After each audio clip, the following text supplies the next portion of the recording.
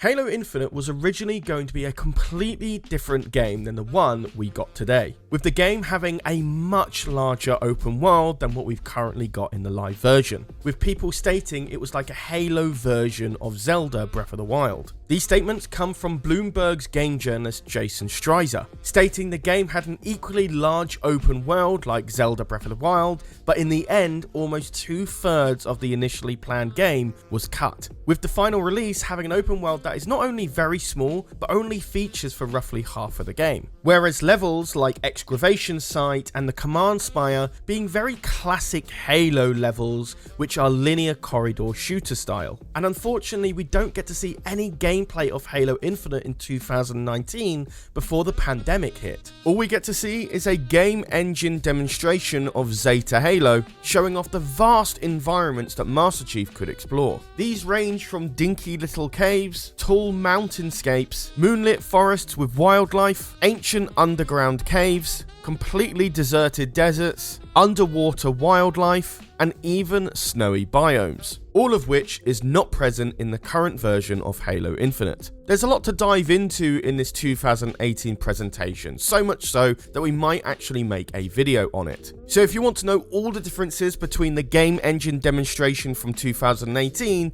and the retail version in 2021, be sure to hit that subscribe button so you don't miss out on that video. But moving over to Jason Schreier's article on Bloomberg, he states, the studio began planning Halo Infinite in 2015, just after Halo 5, the last full installment of the game, was released. After kicking around various formulas, the developers landed on the idea that stuck, Halo as an open world game. Rather than progress through a series of levels, players would explore a giant landmass, completing missions in any order as they did in Nintendo's Legend of Zelda Breath of the Wild, which is considered one of the greatest games of all time. But ironically, when that trailer dropped in 2019, Halo Infinite was in fact in crisis mode. The game was trying to scale into something it had never been before, so much so that some 343 developers described the process as developing 4 to 5 games simultaneously. It didn't know what it wanted to be, so much so that the studio decided to cut almost 2/3 of the entire planned game, leaving managers to instruct some designers to come to the office and do nothing while the studio figured out its next move. 12 months later, however, they finally have a much more scaled back, refined project on their hands. The game's Zelda-style open world was cut back from a vast-like experience into something far smaller, with a more safe, classic Halo style of gameplay interjected in this smaller open world. But this was far from the last problems Halo Infinite would suffer from, because in the summer of 2020, they decided to reveal 8 minutes of Halo Infinite with this more refined style of gameplay. Little did they know, however, they would get a ton of backlash for the graphics of the game, with Streiser's article stating, even within Microsoft there was a wide acknowledgement that releasing a half-baked demo was a big mistake. Phil Spencer, Xbox's head, stated, we should have known before and just been honest with ourselves. We were there not out of deception, but more out of hope, and I don't think hope is a great development strategy. This is because Halo Infinite had very little polish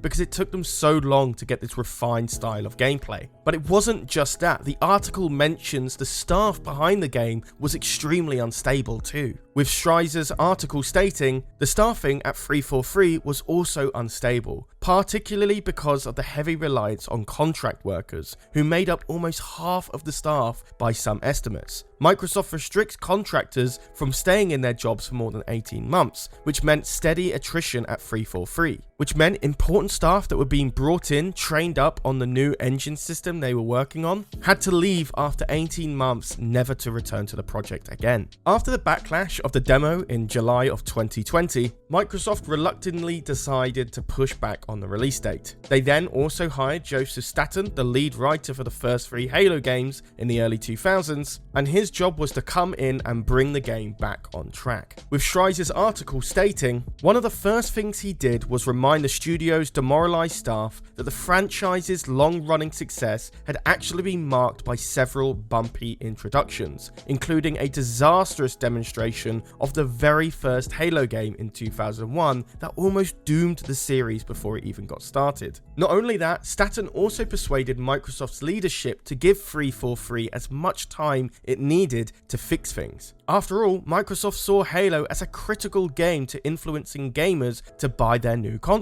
It's not the first time they've made this mistake with its 2014 release of the Halo Master Chief Collection, where multiplayer versions of that game was so glitchy that 343 ended up having to make multiple public apologies. Thankfully, the risky decision to slow down development seemed to have transformed Halo Infinite from a potential disaster into a real success. Staten had an incredibly short window to work with his team to get the game in a much more stable state, utilizing its new method of how the game was going to be played, partially open world, partially classic Halo. There is perhaps in another reality that this open world project of Halo Infinite was a success and we would have probably seen a Halo version of Breath of the Wild. Besides, if you look at the UI, it makes the map look like it's going to be absolutely huge, but it ends up not being so. Maybe this is the last little lingering bit of evidence that showed that this open world map was going to be vastly bigger. Maybe in a few years down the line, we might get some 343 developers go into a little bit more detail on what Halo Infinite used to be. Whilst many players have taken very kindly to the open world approach to the game, many have definitely pointed out that it feels like the game was a little bit rushed here and there, especially when you get to the latter half of the game's storyline. With an article from Metro in the UK stating, Halo Infinite's story campaign certainly feels like a Frankenstein's monster of a game, with a bizarre structure that makes it very easy to believe that the second half of the story was added in quickly at the last minute. Despite it all, it's not a bad campaign and the multiplayer is excellent. And that's why we got Halo Infinite in its current form today. It seems like they locked down gameplay very early in development, but the way they wanted to tell the story, whether it be open world or not, definitely looked like it had a few hiccups in the road. That wasn't the only issue in the article, however. As it states, developers had a lot of problems with the game engine they were using to make Halo Infinite. For those who are obviously not aware, video games are built using software tools called gaming engines. The engine used to build Halo was one that 343 had based largely on old code from Bungie, with Schreizer's article stating, parts of the engine, a set of tools called Faber, became infamous at the studio for being buggy and difficult to use. So much so that some of the development team were considering to switch to Unreal Engine. By the way, they didn't. But because of the gameplay elements of the game was decided on and developed so quickly and efficiently, they were even considering releasing the Halo Infinite multiplayer as early as 2019 and then the campaign a year after that. It probably explains why the multiplayer version of the game is so much more refined than the campaign is. But let that not deter from the fact that the campaign is still a really good game. There are a lot of ideas and tools that are really unutilized in the game, but they're used enough for you to enjoy them in very creative ways. The Halo Infinite campaign is a good game to play, definitely worth your time and money. But understand that if things were a lot more smoother in the last 3 years of its development, I would say we would have had an incredible game on our hands. Who knows, maybe the DLC will change our opinion on that. But this is where I'm going to pass the question over to you. My question of the day is, what do you think of the Halo Infinite's campaign, and did it reach your expectations? If so, let me know. If not, what should they have included to have changed your mind? Let me know all your thoughts and opinions in the comments down below. I read all of them and I'll get back to some of you as well. And before you go, if you're looking for a really close-knit community that's everything about Star Wars and Halo, why not join our Discord? We have a great amount of people in our community that are all really lovely to talk to. So if you want to join, I'll leave an invite code in the pinned comment down below. But besides that, guys, I've been Charlie, you've been watching EcksToo, and I'll see you in the next video. Take care, guys.